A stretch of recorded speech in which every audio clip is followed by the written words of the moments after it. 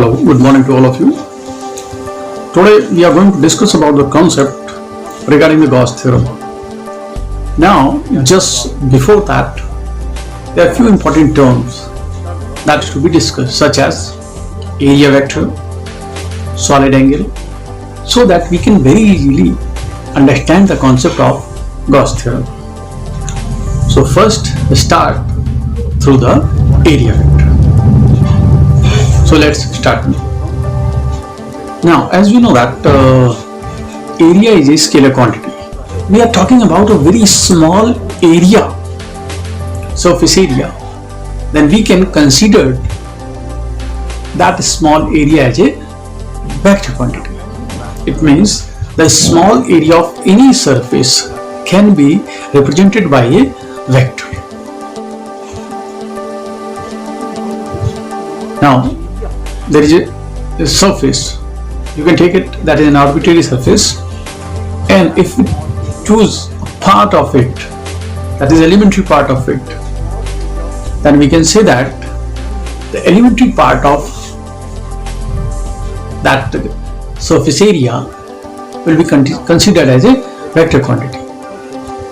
And as you know that the vector quantity has a direction, so the normal vector that is just perpendicular to that elementary area, it should be considered as a normal vector, n cap.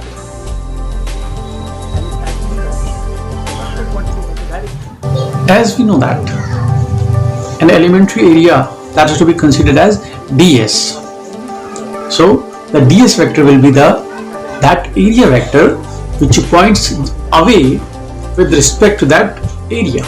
Mathematically, we can say that the ds vector is equal to ds n cap.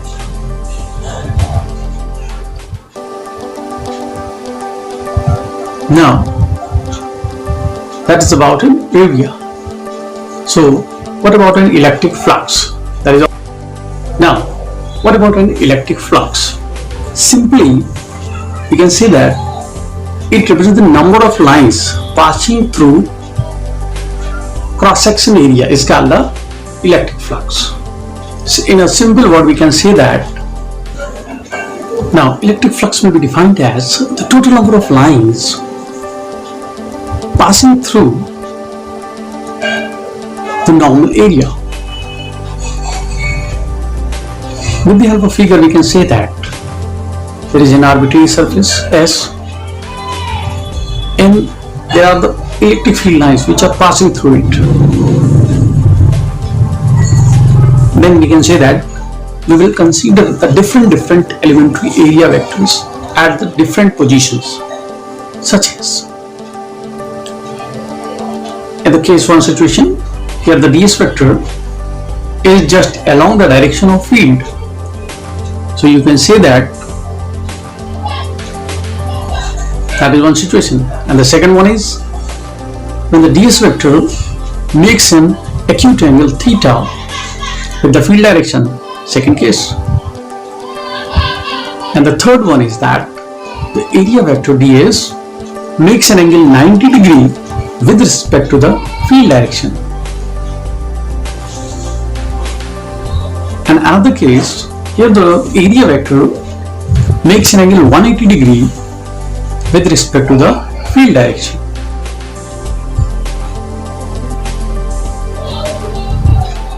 And in general, an area vector making some angle, but that is an obtuse angle with respect to the field direction. So we can say that these are the different situations which gives the information about the flux or the field lines through that area. We show the different conditions. So mathematically we can say that B phi represents the field lines passing through that elementary area ds due to electric field E. Now we can say that T phi is equal to E dot ds. In general, we can say that is equal to EDS cos theta but theta is the general angle which covers all the case which are already discussed in the diagram. Case 1, 2, 3, 4 or 5. So we will get the total flux, and that is to be obtained by just integrating these elementary terms. So we can see that phi is equal to E dot ds is equal to EDS cos theta, or simple we can say that E dot S vector. As we know that electric flux is a scalar quantity, but it is a property of vector field. Now the SI unit of electric flux is Newton meter square per coulomb, or the joule meter per coulomb. So that is about the electric flux. Now we are ready to define the Gauss theorem. Just before that, it is better to discuss the case regarding that electric flux, which are we have already shown in the diagram. So for theta lies between 0 and 90 degree, the flux will be positive. That is, we have discussed in the case 1 in that figure. Now for the theta is equal to 90, the flux will be 0. And now for the theta lies between 90 and 180 degree, it should be negative. Now one more important terms that is to be discussed, that is solid angle. We are already familiar with the plane angle, that is the slope between two lines is called the plane angles, or that is called angle.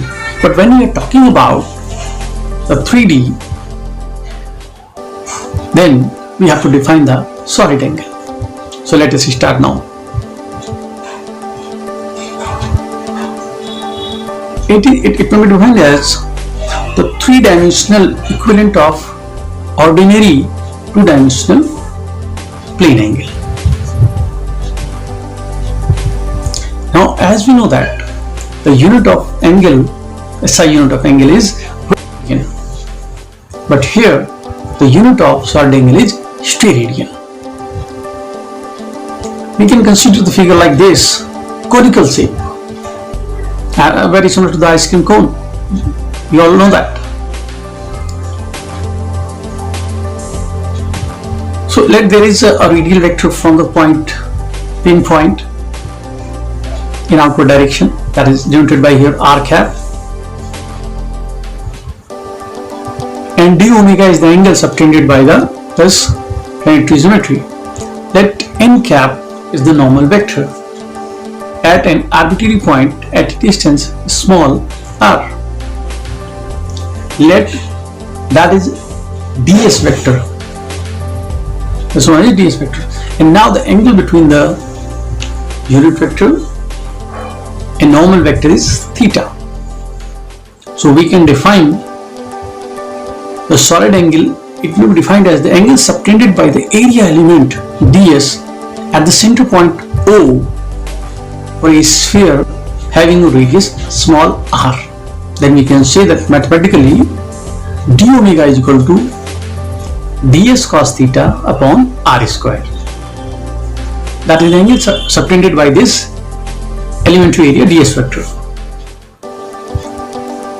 If we are talking about the entire geometry in the 3D space, then we can say that we will have to integrate it of these type of element for the entire region.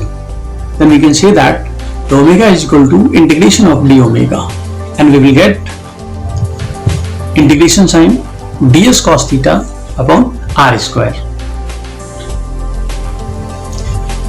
and numerical value of this omega is found to be 4 pi radian. We will have to remember these terms, and we will have to use these terms, the value of omega.